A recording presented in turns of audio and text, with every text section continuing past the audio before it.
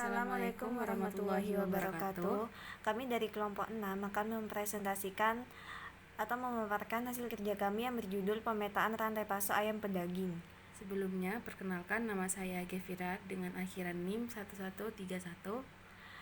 Dan saya Novensil dengan akhiran NIM 1130. Pemaparan ini akan dibagi menjadi 2 sesi. Sesi yang pertama akan dimulai dengan saya. Tanpa berlama-lama, mari kita masuk ke pembahasan mengenai apa itu pemetaan rantai pasok. Apa itu rantai pasok? Rantai pasok atau supply chain management adalah proses yang melibatkan perencanaan, pengendalian, pelaksanaan aliran barang, informasi, dan sumber daya dari titik asal menuju konsumen akhir.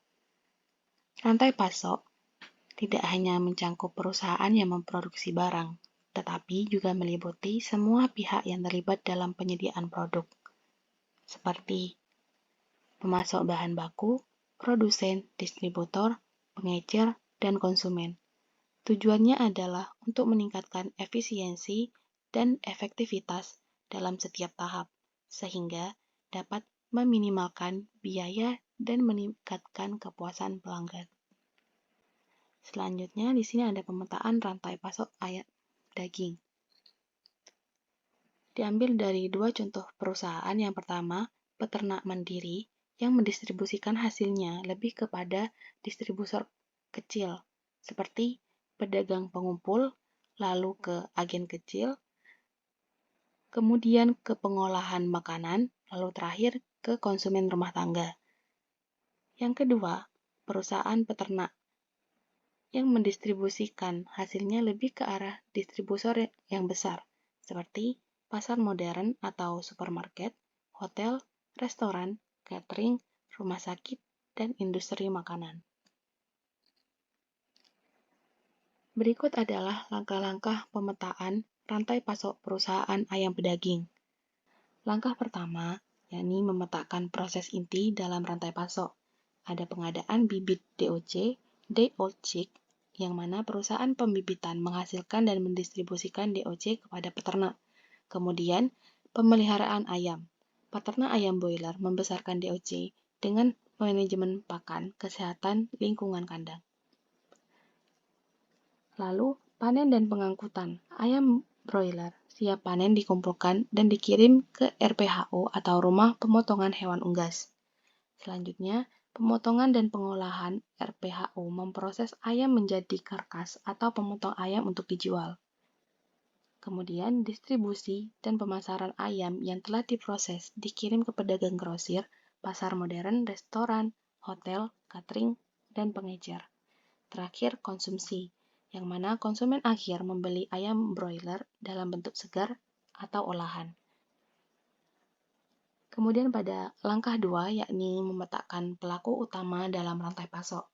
Yang pertama ada perusahaan pembibitan yang menyediakan DOC berkualitas. Kemudian peternak mandiri dan kemitraan yang mengelola proses budidaya ayam broiler. Ketiga, pengepul atau broker yang mengumpulkan ayam dari peternak untuk dijual ke RPHO atau pedagang besar. Keempat, Rumah Pemotongan Hewan Unggas atau RPHO yang memproses ayam menjadi karkas atau produk olahan.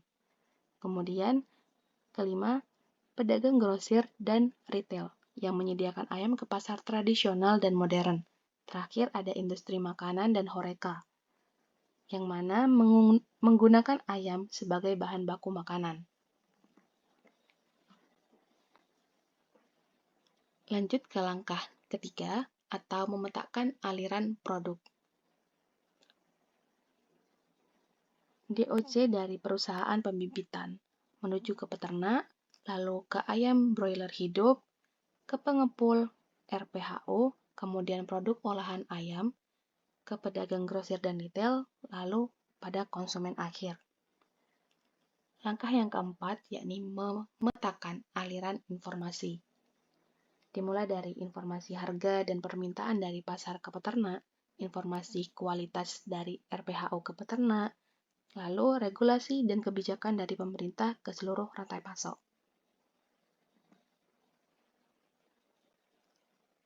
Langkah yang kelima, memetakan aliran keuangan. Pertama, pembayaran dilakukan dari konsumen ke pengecer, dari pengecer ke distributor, lalu kembali ke peternak. Kedua, kredit usaha dan investasi untuk peternak berasal dari bank atau perusahaan kemitraan.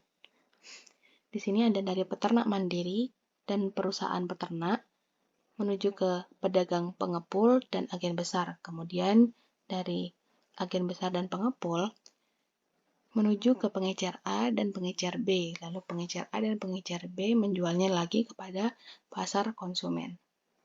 Selanjutnya adalah langkah ke-6, yakni memetakan infrastruktur yang mendukung. Yang pertama, fasilitas kandang modern untuk efisiensi produksi. Kedua, transportasi untuk distribusi DOC dan ayam hidup. 3, RPHU dengan standar higienis untuk pemrosesan. Dan yang terakhir, cold storage untuk penyimpanan produk olahan. Selanjutnya akan dijelaskan oleh teman saya. Baik, selanjutnya yaitu langkah ke-7, pemetaan regulasi yang berlaku. Yang pertama yaitu standar kesehatan dan kesejahteraan hewan atau Undang-Undang Peternakan dan Kesehatan Hewan Nomor 41 Tahun 2014.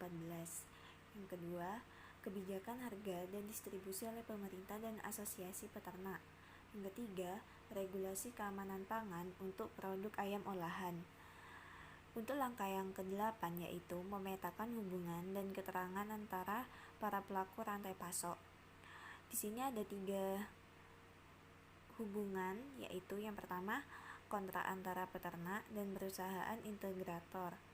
Yang kedua, hubungan antara pengepul dan pedagang grosir. Yang ketiga, kerjasama antara distributor dan pengecer untuk menjaga pasokan stabil. Selanjutnya yaitu langkah ke-9, memetakan layanan yang digunakan dalam rantai pasok.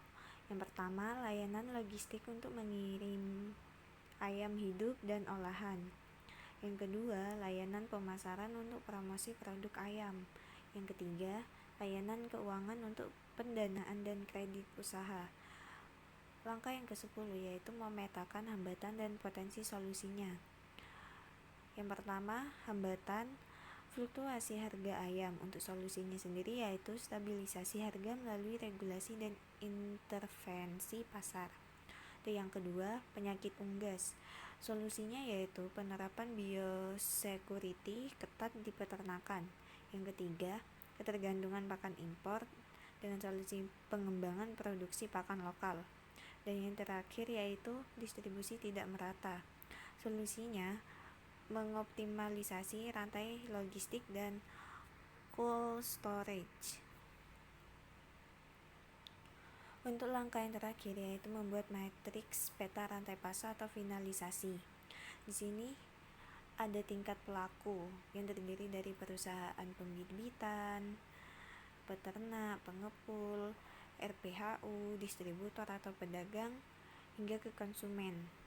Selanjutnya yaitu jenis produk, mulai dari DOC, ayam broiler hidup, ayam hidup atau karkas dan potongan ayam, daging ayam segar atau beku, hingga ke produk ayam.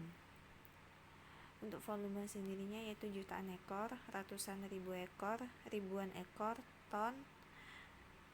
Dan hambatannya yaitu kualitas DOC bervariasi, penyakit, harga pakan, fluktuasi harga, infrastruktur terbatas, logistik dan kualitas dan harga. Untuk solusinya sendiri yaitu dengan melakukan pengawasan kualitas, biosecurity, efisiensi pakan, stabilisasi harga, modernisasi RPHU, optimalisasi rantai pasok, dan yang terakhir yaitu standarisasi produk. Sekian presentasi dari kami, kurang lebihnya mohon maaf. Wassalamualaikum warahmatullahi wabarakatuh.